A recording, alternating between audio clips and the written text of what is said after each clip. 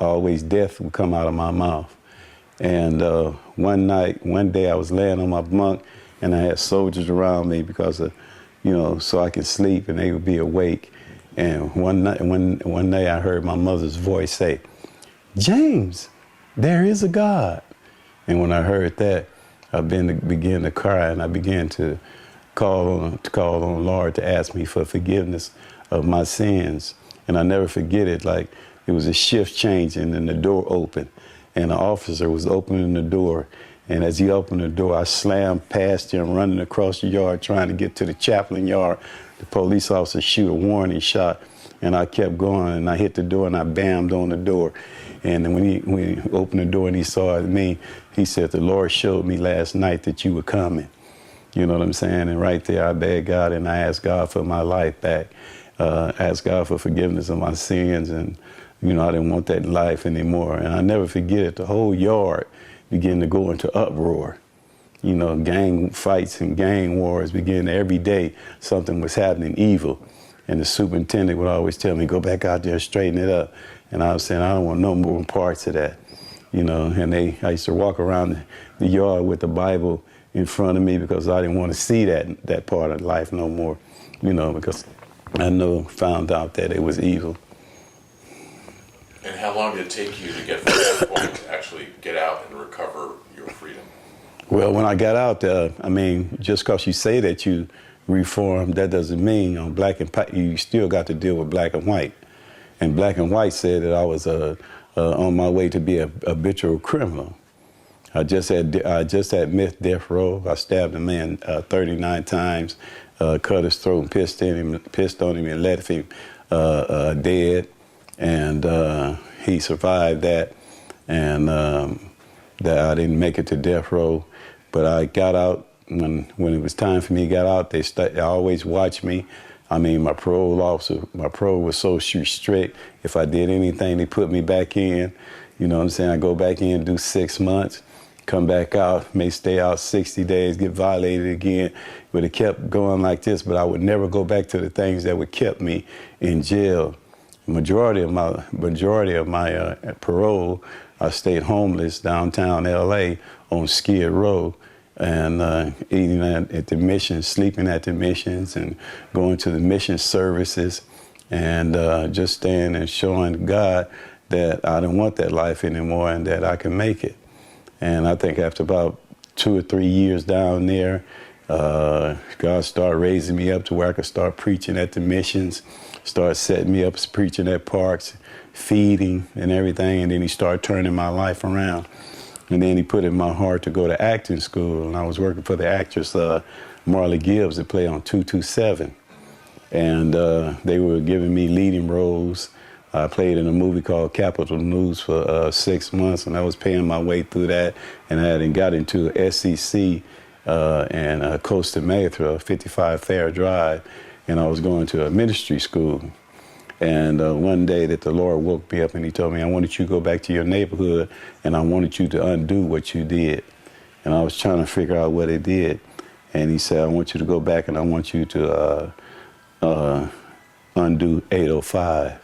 Because I was the first one put it up on the wall, 805. One day I was walking down the street, the police pulled me over, and he said I had a warrant, took me to jail, put me in a cell that had that 805 marked everywhere in it, everywhere. And it was like, in that dorm, it was an East Side dorm. And I'll never forget this sergeant lady came in and she pointed at me. She said, "I want you to get up there and I want you to clean up all this stuff off the wall." And I said, "Holy lady, I didn't clean up there." And the guy was in there for a while. He said, "This been there. I've been in there 10 months. And it's been 10 months. And ain't nobody said nothing about it." She said, "Well, you heard what I said." I said, "I'm not going to clean it up. Go." She said, I said, "I'm not going to clean it up." And I waited. And then late that night, the Lord said, "I told you to clean it up." I got up, got some Dutch cleanser and a rag, and I cleaned everything off there that said 805. The next day she came in there, and it was like a big relief came off of me, like I was finished with it. You know what I'm saying? It was a big relief came off of me. And I started Bible study, and it was politics in there where Whites couldn't associate with whites. Mexicans couldn't associate with the Mexicans. Blacks couldn't associate with the blacks. And I went to start praying and having Bible study. And when I got released in there, everybody was associating with everybody. Everybody was holding hand and having prayer. Yeah. Well, that's the other thing. The key to reforming is really having community.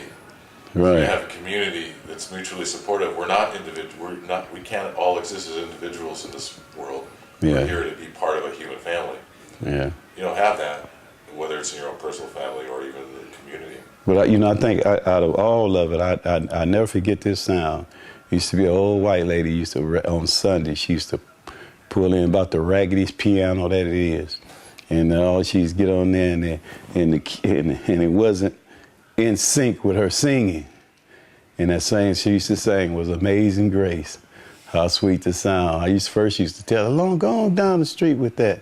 Then she just kept coming and just kept coming and just kept coming. Then I started making everybody get up and get ready for church. And, and that's what I could contribute to really the change in my life. That consisted of that lady coming on Sunday, playing that little piano, saying Amazing Grace, how sweet the sound that saved a wretch like me. Mm. You started talking a little bit about the separation between white and black. Yes. Kind of in your earlier years. Mm-hmm. How do you feel about it today in this society, in this time, in this place? Has it changed? Is it changing? Yes, it's changing, and it's changing a whole lot. Like I'm a Republican, and I have a lot of disagreement with blacks because I tell them all the time that Dr. King's dream has been fulfilled. Everything he spoke in his dream, you see it today.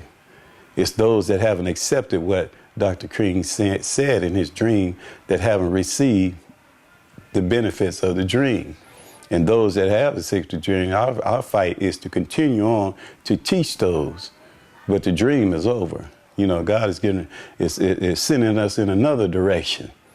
You know what I'm saying? And it's not for us to stay in one direction.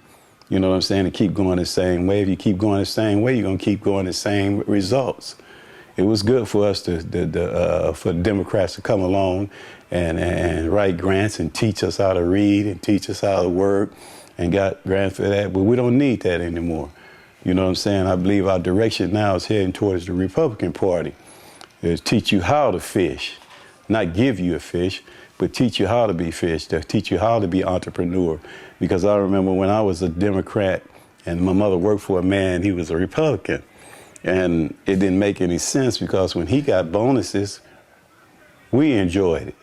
He got raises, we enjoyed it. And I used to tell my mom, I said, Mom, it don't make sense for us to be a Democrat and us to be Republican. So I went behind her back and I asked her, what was the difference between a Republican and a Democrat? And he told me it was the money. And he said Republicans was more self-sufficient than Democrat. And as I looked at it, and I asked him, would he take me to a Republican meeting? When I took me to a Republican meeting, I was the only black in there, but they treated me just like any other them. And I kept going to them, and they started raising me up as a Republican. And the outlook that I had as a young black about the Republicans, it was not true. It was totally different. They weren't against black per se. They was against people that didn't want to pull up their boots and wanted to make something out of their own lives. You know what I'm saying? Just that they living on social services. And that's what I saw to do for. And they're go-getters, and they're leaders, and they're butt kickers. When you come to America, they don't play.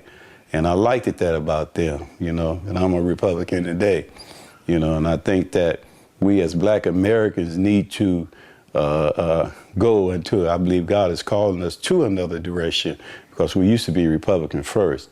And I think that we don't need no hand no more. There's no secrets no more. The truth is out. We know that that's a myth. The white man is standing in our way to hold us back. All those is myth. There's nothing can stand in your way to hold you back. But God and you, if you give You give up, that's on you. That ain't on nobody. It's nobody's fault that you're not a millionaire. I can't find the fault. I come from juvenile, almost to death row, starting through religion again, reading God's whole word, and I can't find no fault in me not being what God has called me to be and to live in the fullness of God and to live the American dream, but me. And once I turned my mentality around and started reading the Constitution and reading and listening to what God was giving to the forefathers and everything, my life has started to be blessed. You know, I started turning around and the things that I was hunting for when I was in the street, long as I lived by the Holy Bible and God's word, he allowed me to have a, you know, I have a very blessed life. I'm 60-year-old. My son is finna be 4. Have a brand new car. I have an old school car. You know what I'm saying? And I'm not needing. You know what I'm saying? I'm not lacking. I'm not begging. You know what I'm saying? It's the Lord, you know, that turned my life around. And this message is the message that I want to bring to guys that grow up like me. It's a lot of guys my age now that are just out there and they still don't know which way to go. And everybody's not leaders and everybody's not called. And I believe that it was for me to call because the brother that brought you, I was speaking I'm a member of Safe Streets, and I was speaking at Safe Streets, and he said, he's the one. And he came to me and he told me about the summit in New York. And I had already been thinking about bringing men together. And let's talk about our situation and let's be honest and let's make the right decision, you know what I'm saying, so for the future of our kids. You know what I'm saying? So it had already been coming. I was thinking, Lord, how was I going to put that together? And then he came to me with the idea. Then he talked about you, and he told me that he was going to bring a man down with the camera. And then I seen that God saying, well, the last thing that I was going to do to get you ready, I was going to have to fix this knee, because the knee, I limped on it so bad because the cartilage was gone. But he said after that, I was going to let you go. You know what I'm saying, that I was going to be cut it out. And then when he came,